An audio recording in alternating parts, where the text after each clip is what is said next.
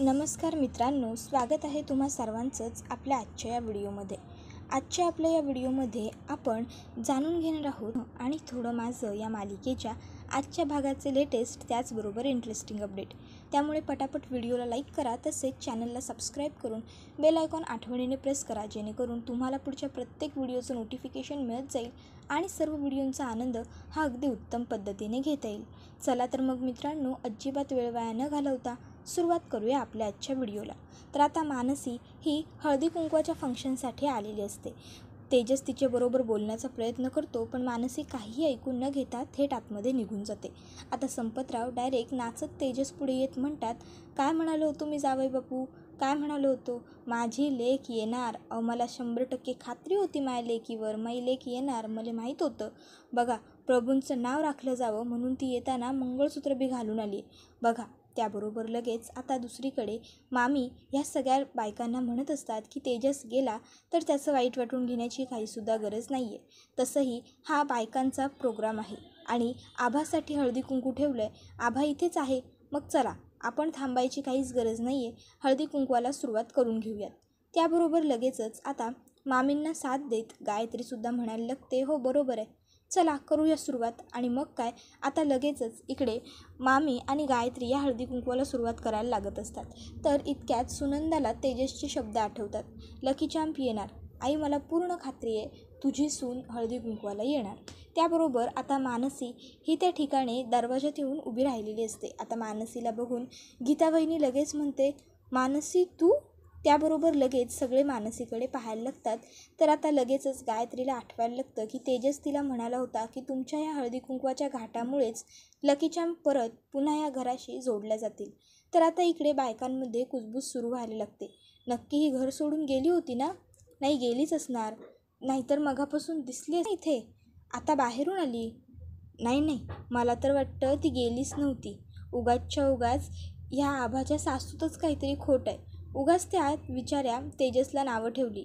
त्याबरोबर आता लगेचच आभा मानसीला बघते, खूप खुश होते आणि पटकन येऊन मानसीला घट्ट मिठी मारत, वहिनी थँक्यू, तू आलीस, मला वाटलं होतं तू नाही येणार, असं म्हणायला लागते.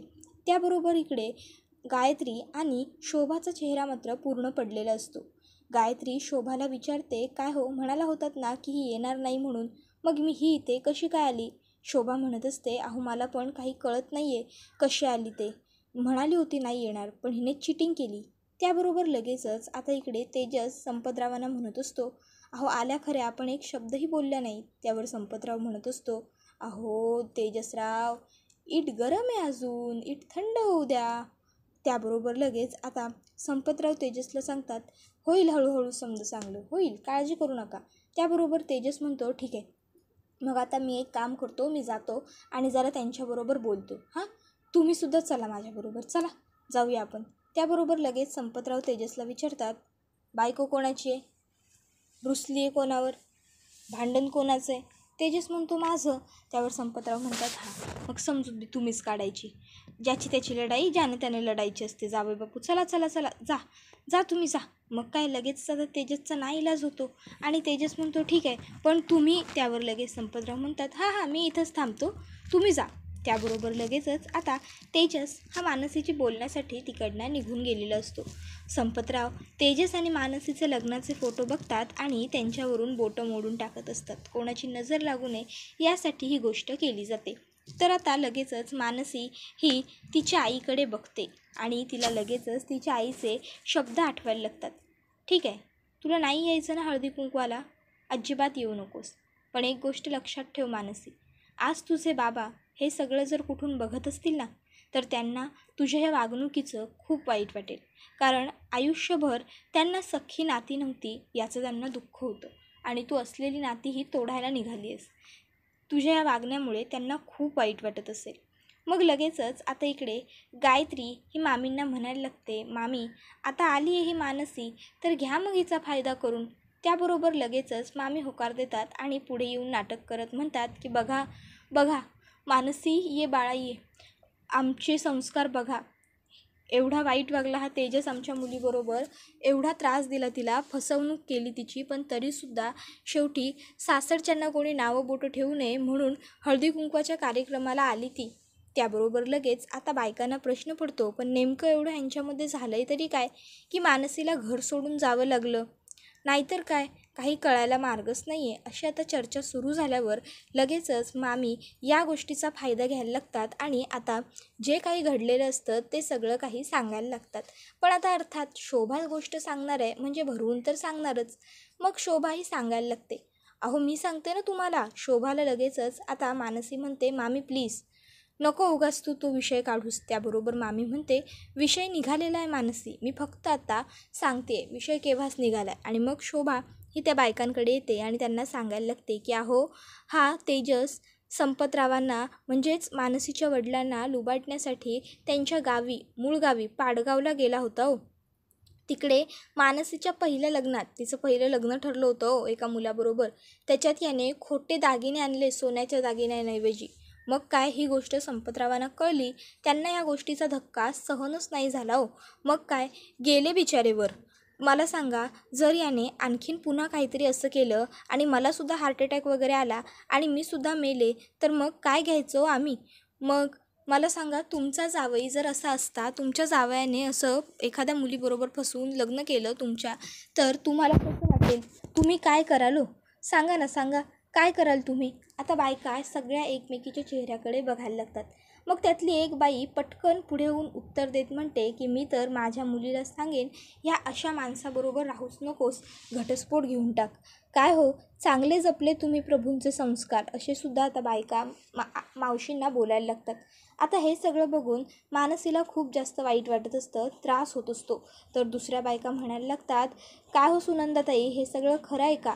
अहो काही खरं नाही, काही बोलत नाही आहात म्हणजे नक्कीच खरं असणार. वा वा वा, चांगले जपले हो तुम्ही दिनकर प्रभूंचे संस्कार, चांगले जपले, अशी आता दुसरी बाईसुद्धा बोलायला लागते. वाटलं नव्हतं की हे सगळं असं सुद्धा असेल. त्याबरोबर आता मात्र मानसीला सगळं काही ऐकणं असह्य होऊन जातं. मानसी पुढे येत म्हणते, बास, पुरे झालं. प्रभूंच्या संस्कारावर बोट उठवण्याची तुम्हाला काही गरज नाही आहे, समजलं. आणि तुम्हाला कोणाला तो अधिकारही नाही आहे. आणि का हो, का मावशी आणि तात्यांना तुम्ही दोष का देताय? जे काही भांडण आहे की नाही ते माझ्यामध्ये आणि या माणसामध्ये आहे. मग यामध्ये मावशी आणि तात्यांची काय चूक आहे? ते कायम प्रभूंचा वारसा जपण्याचाच प्रयत्न करतायत, कळलं. त्याबरोबर लगेचच त्यातली एक बाई मानसीला म्हणते, अगं मानसी, जर मुलावर काही संस्कार करायचे बाकी आहेत तर आपण त्याचा दोष आईवडिलांनाच देणार ना. मग आम्हीसुद्धा तेच करतोय. आता लगेचच असं उत्तर मिळाल्यावर मानसी म्हणत असते, पण तरीसुद्धा मी तुम्हा सगळ्यांना हात जोडून विनंती करते. हे बघा, हे फंक्शन आभाचं आहे, आभाचं हळदी कुंकूट आपण ठेवलं इथे. मग नको ना या सगळ्यात हे सगळे विषय. आज आभाने खुश असणं सगळ्यात जास्त महत्त्वाचं आहे. म्हणून मी म्हणते, आज या विषयांवर चर्चा नको. आणि जे काही भांडण आहे ते माझ्यामध्ये आणि या माणसामध्ये आहे. आमचं दोघांचं लग्न झालं आहे, त्यामुळे आता काय करायचं आणि काय नाही ते आम्ही बघून घेऊ. आमच्यात कोणीही तिसऱ्या व्यक्तीने बोलू नये. चल आभा ये. आणि मग मानसी आता आभाला आणून बसवते पाटावरती आणि आता ती आभाचं हळदी कुंकू करायला सुरुवात करत असते. हळदी कुंकवामध्ये बोट लावते सुद्धा. आता ते हळदी कुंकू मानसी आभाच्या कपाळावर लावणार इतक्यात गायत्री वहिनी येते आणि मानसीचा हात पटकन पकडते आणि मानसीकडे रागाने बघायला लागते. मानसीसुद्धा गायत्री वहिनीकडे बघत असते. मानसीला आश्चर्य वाटतं की वहिनी नक्की काय करते. तर आता लगेचच गायत्री ही मानसीला म्हणायला लागते की कोणत्या अधिकाराने तू इथे आलीस, सांग ना, कोणत्या अधिकाराने. त्याबरोबर लगेचच तेजस पुढे येतो आणि तेजस हा मानसीला म्हणायला लागतो, गायत्रीला म्हणायला लागतो, वहिनी हात सोडा त्यांचा. त्याबरोबर तुम्हीला काही अधिकार नाही आहे त्यांना असं विचारण्याचा, असंही तेजस म्हणतो. गायत्री म्हणते, अधिकार आहे, समजलं, मला अधिकार आहे तिला हा प्रश्न विचारण्याचा. हे फंक्शन प्रभूंच्या घरचं आहे.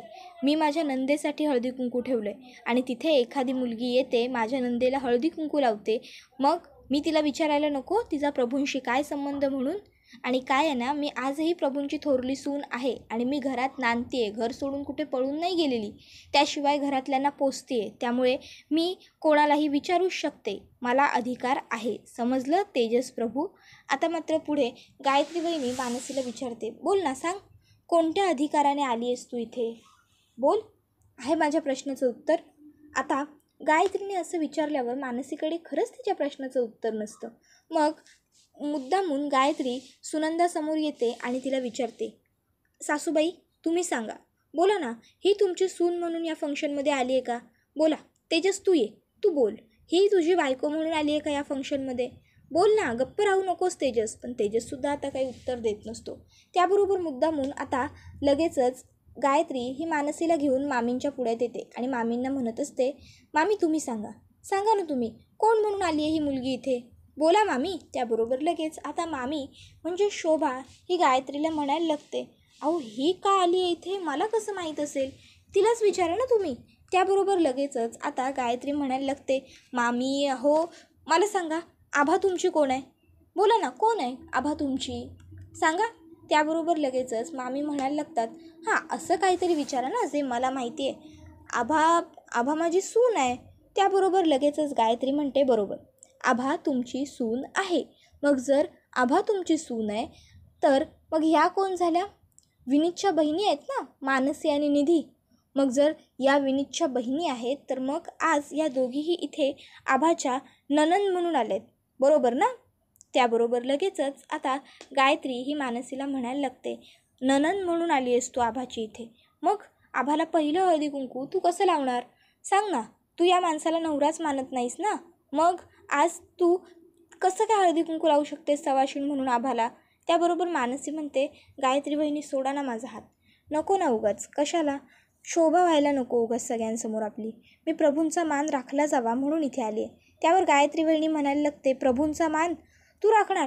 कोणत्या हक्काने? सांग ना, कोण आहेस तू, बोल. त्याबरोबर लगेच मानसी ही गायत्रीचा हात हिसकावून देते आणि तिला सांगते, मी आभाची कोण आहे हे आभाला चांगलंच माहीत आहे आणि तेच नातं तुम्हाला सांगण्याची गरज मला वाटत नाही, समजलं? आजचं फंक्शन आपण आभासाठी ठेवलं आहे. मला असं वाटतं की आज माझ्यावरती लक्ष देण्यापेक्षा आपण सगळ्यांनी आभावरती लक्ष देणं जास्त गरजेचं आहे. शेवटी तिच्या चेहऱ्यावरचा आनंद आज महत्त्वाचा आहे. आणि मग मानसीने असं उत्तर दिल्यावर गायत्रीचा चेहरा अगदी खरकन पडलेला असतो.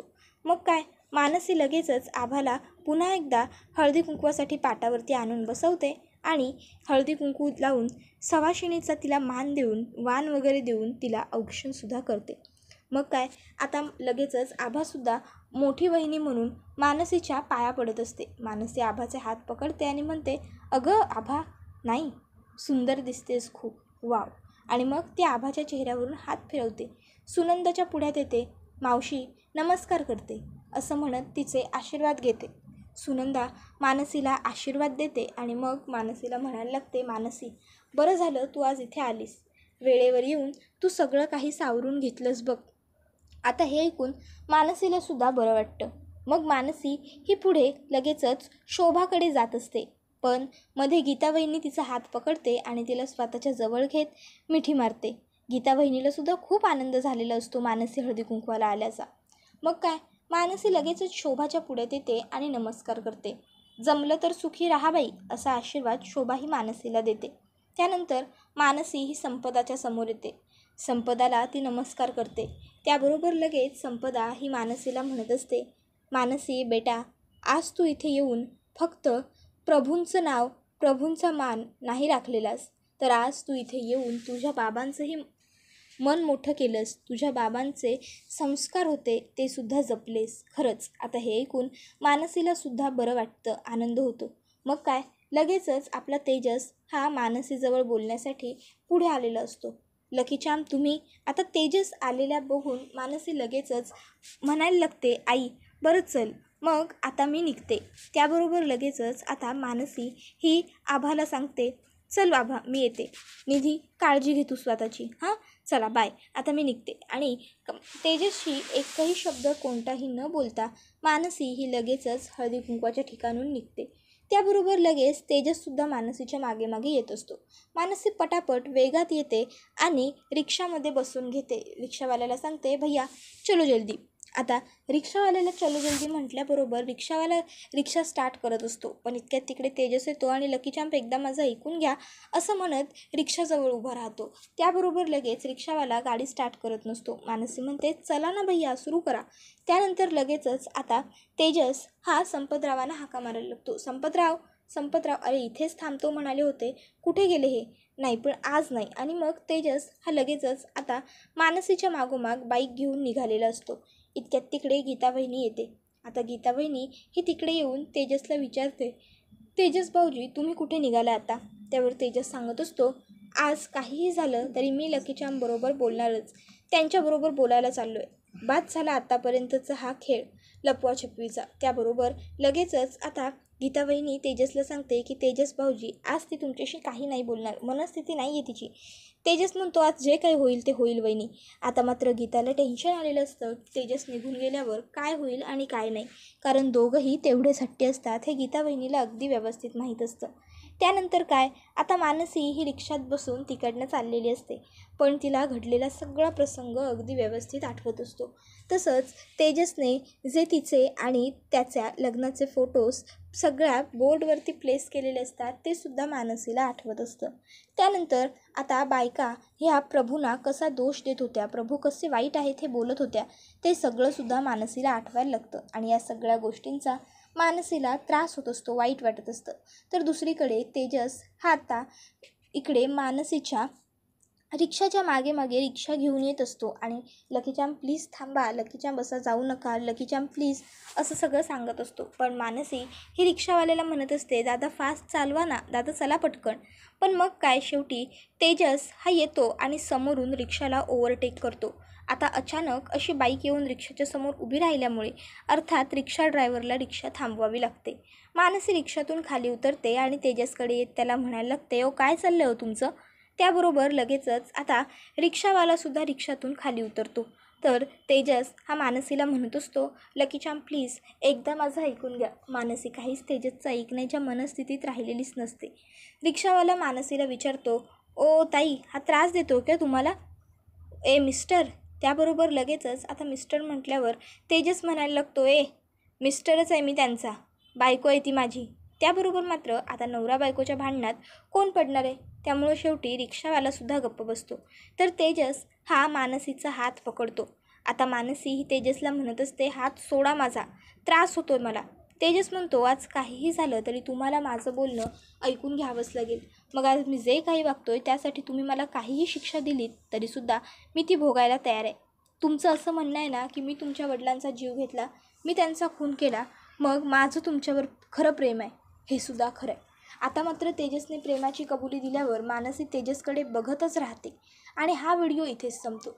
मित्रांनो, व्हिडिओ आवडला की व्हिडिओला लाईक आठवणीने करा, तसेच चॅनलला सबस्क्राईब करून बेल आयकॉनसुद्धा प्रेस करायला विसरू नका. पुढचा व्हिडिओ येईपर्यंत टाटा बाय बाय, धन्यवाद, टेक केअर.